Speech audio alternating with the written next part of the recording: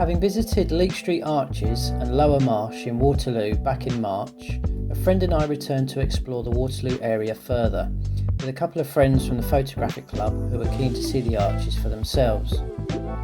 I'd planned to do some POV video throughout the day, using my phone clipped to my backpack chest strap with a newly acquired mic. However, it turns out that my phone's USB port doesn't let the receiver clip into place properly, and it keeps coming loose. So the sound for the footage in the arches was not working. So instead, I cut my losses and my stress, I simplified the amount I was trying to do, and I focused on my photography and time with friends. I have since found an old handset at home that the mic receiver clips into successfully, which I now use just for video. Having taken a number of shots during our last visit to Leake Street Arches that I included in a previous video, I wasn't sure what else I could create. But this is an ever-changing canvas, and on this visit there were a lot more artists at work and foot traffic to include in shots. I again used my Rokinon 8mm fisheye lens.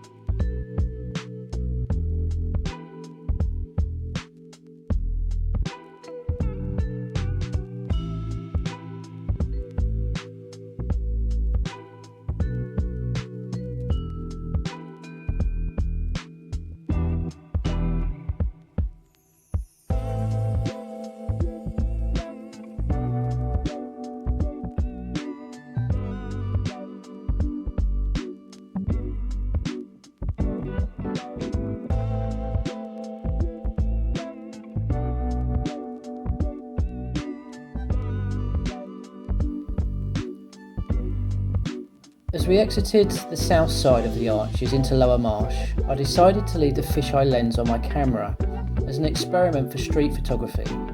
Would it provide any usable images with its extreme wide angle? Knowing the lens well definitely helped. I switched it to f8 and infinity, and I think that on the whole, with the location being busy enough, I was able to create some images I'm pleased with. Some people may decide to straighten the curves the lens creates at the edges of the image. However, I quite like the effect. Plus, it helps keep screen use down and processing time, which is useful with coping with my fibro.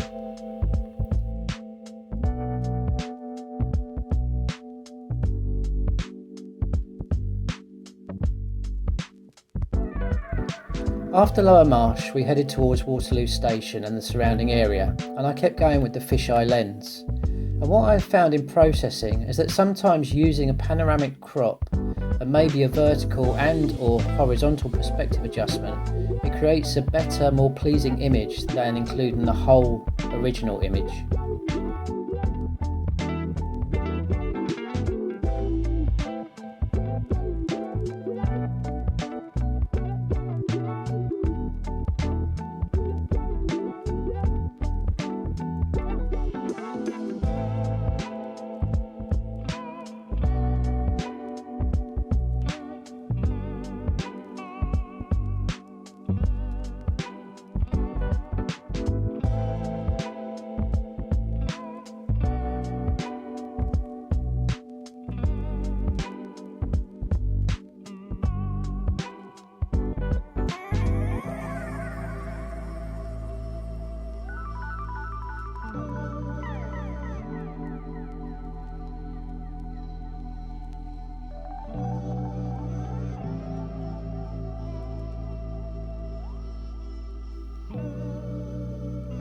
One of our group then got a tip to go to Rupel Street. This is a street that is used as a filming location due to its period look, and we found several classic Citroën cars parked there. Since visiting, we have found that these cars seem to be a feature of the street when searching online, and we made the most of this opportunity. I like the feel my fisheye lens gives the scene, especially emphasising the length of the cars. We walked to one end of the street, then back again.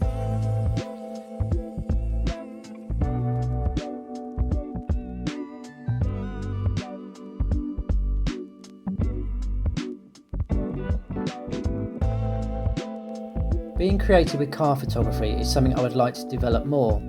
So on the return, I switched to my Canon 50mm f1.8 lens to experiment, shooting at f2.8.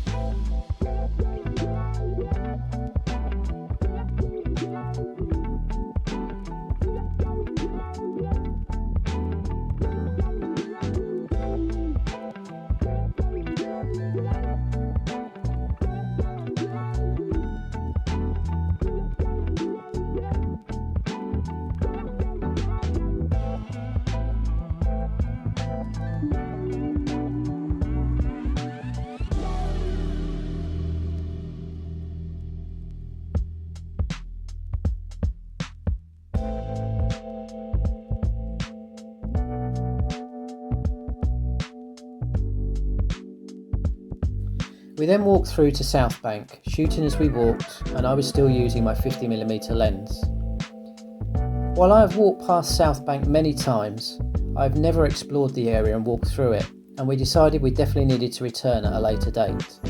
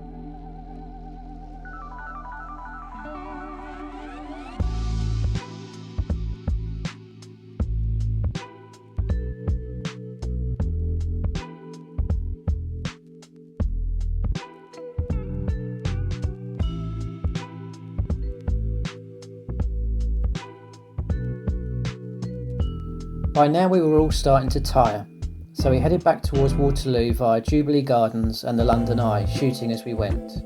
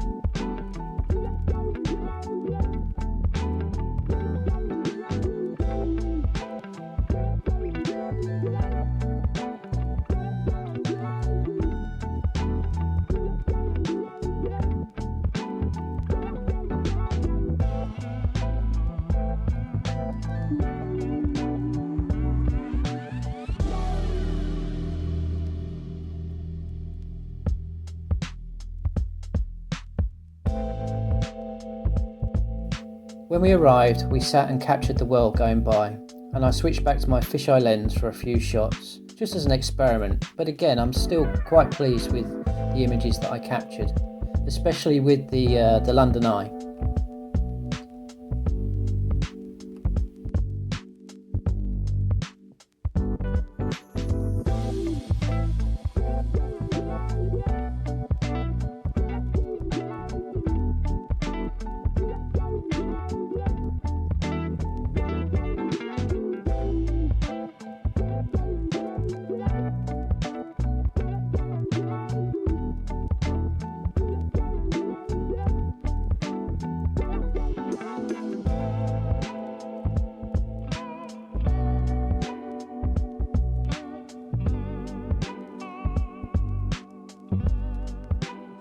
The 50mm lens went back on for the last walk back to Waterloo station. Overall, the day was a nice tidy loop of the Waterloo area, but I still overdid the step count and was struggling with my overall function and coordination, especially of my legs. Fibro payback was extremely painful and lasted over 2 weeks with severe nerve pain and cognitive decline. A trip to London is a major fibro challenge and undertaking. That is why I don't do it too often, but it does provide a much needed change of scenery and new distractions from my health challenges and limitations. Going with friends also helps, not just me, but all of us, as we're all of a certain age, and when I review and process my images, I have some good memories. If you've enjoyed this video, don't forget to give it a like, and if you haven't already, please subscribe to make sure you get notified of future videos and shorts that I upload. Thanks for watching.